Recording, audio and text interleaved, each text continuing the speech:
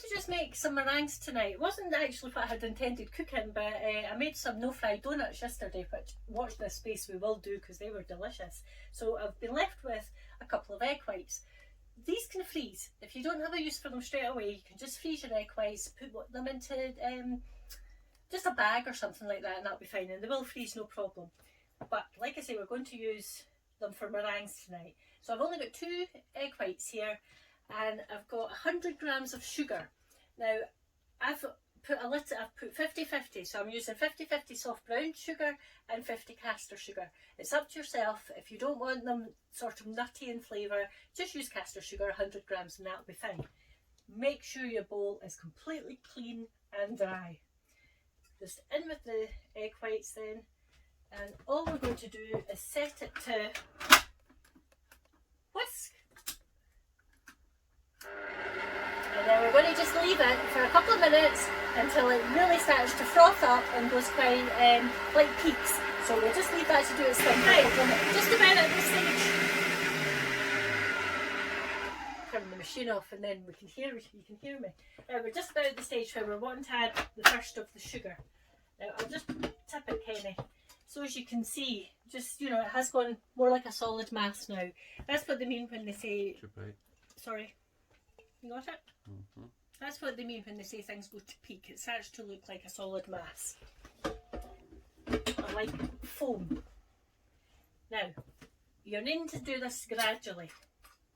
So what you really should do is just add 1 to start with. I'm going to do 1.5 just for quickness tonight. And then back down, and then beat that again till it comes back to stiff peaks. So we'll just come back again in a second. Right, so that's come back to being like stiff peaks again. So what you need to do, I'll just leave that down. You don't want to do this too fast now, so just on your 1 or 2 mark, depending on what your mixer is, just have it beaten and then just add 1 at a time. Now this isn't going to come back to stiff peaks, it's going to just look really smooth and glossy. Don't get a fright, because it won't be as white as normal because you've put the brown sugar in. But once it's smooth and glossy looking, then you know they're ready. You just have to do it 1 at a time. Now if you want to just stop again for a second, get it right. Now you'll see what I mean when I'm saying smooth and glossy. Scrape that bit off. See? It's got a lovely, lovely sheen to it. And although it's gone to a peak, it's stayed soft. You're not wanting this to become a dry mixture. Overbeaten can tend to make your meringue a bit dry looking. Now, I'm not going to scrape that actually because I'm just realising that there's a touch coming off from it. As soon as I can get that last wee bit of meringue. I'm just seeing there's a touch of brown sugar up the side, so I'm not going to scrape it tonight because we don't want to have loose sugar in it. What I did notice as well, using the brown sugar there, I'm as well making the mistakes and then getting them rectified. The brown sugar wanted to catch in the whisk, so I had to just keep stopping it and pushing the sugar back into the mix. Obviously doesn't look like it's made any difference to its overall appearance. Now, at this point it's up to yourself. You can have them like in a, you give me the name of that, Kenny? I want to call it a type of shell. Is it conch? Is that what that looks a bit like, a conch?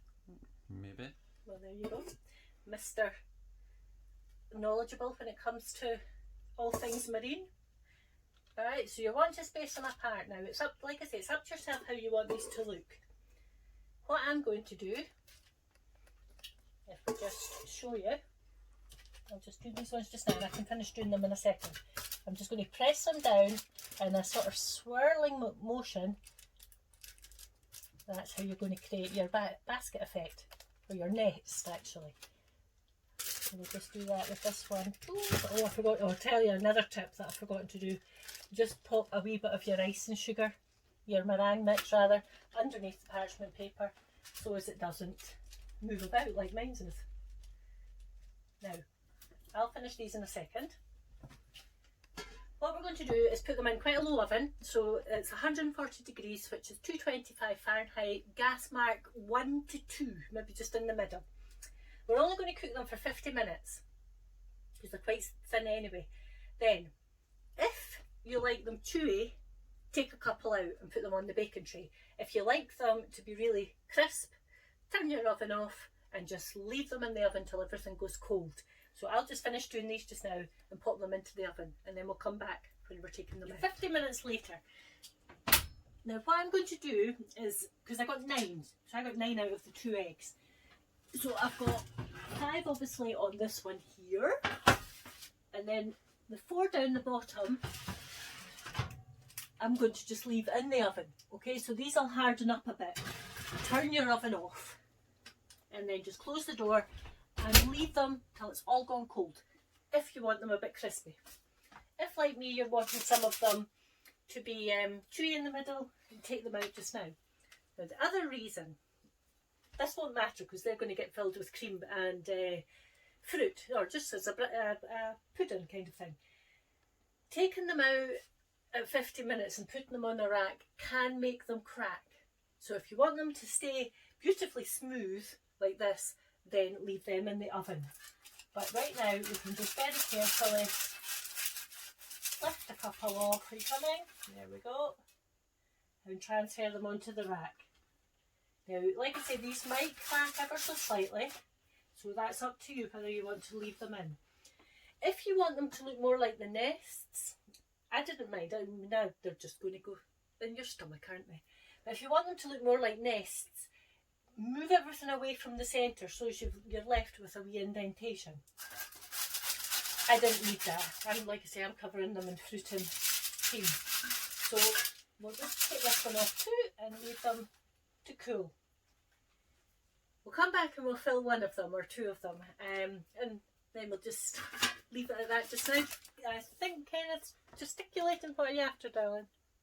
I have to move back, I think. Aha! I have to move back. So we're hoping that when we go inside one of these, they're going to still be chewy inside. And of course, they're a lot darker than you would normally think of meringue. That's the brown sugar. So again, if you want them pure white, just leave it with caster sugar.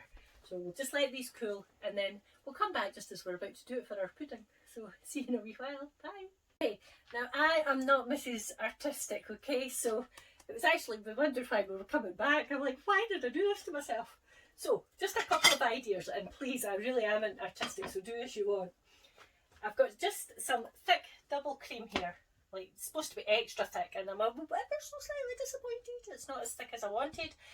So clotted cream might be better. So we're literally just going to drizzle some across the one side. And then because of the fact that I'm a skinflint, that's tight with money for those that aren't Scottish, we bought lots of yellow label fruit. So we're just going to position a couple of wee bits just to give some colour. And we really did, we got all this fruit for next to nothing today. So just always check your yellow labels. So, like I say, I'm not Mrs. Artistic, but it'll give you an idea. And then we got some squirty cream. So we've got the 2 smaller ones here, and we'll just pop some squirty cream in it. Oops, right over the top. We'll get that bit later. Never used these, Kenny. You can tell, eh? Right, here we go. And then again, we'll just pop some at the front. So when you put the lid on, you'll hopefully see some strawberries. They're lovely and ripe as well. And then we'll just pop the lid over, and there you go. Just a couple of ideas for you. Nothing overly fancy. Just a couple of wee ideas. I'll need another wee grape in there, I think. And there you go. How easy is that to make a improvised pudding? Just a couple of lovely meringues that have only just taken an hour maximum. So this recipe will be going up, and the actual written recipe as always is in the orkneynews.scot. The video will be on YouTube. If you like what you see, just give us a wee subscription. We're almost at the 1,000. It's quite exciting. And as always, stay safe, and thank you very much for watching. Bye.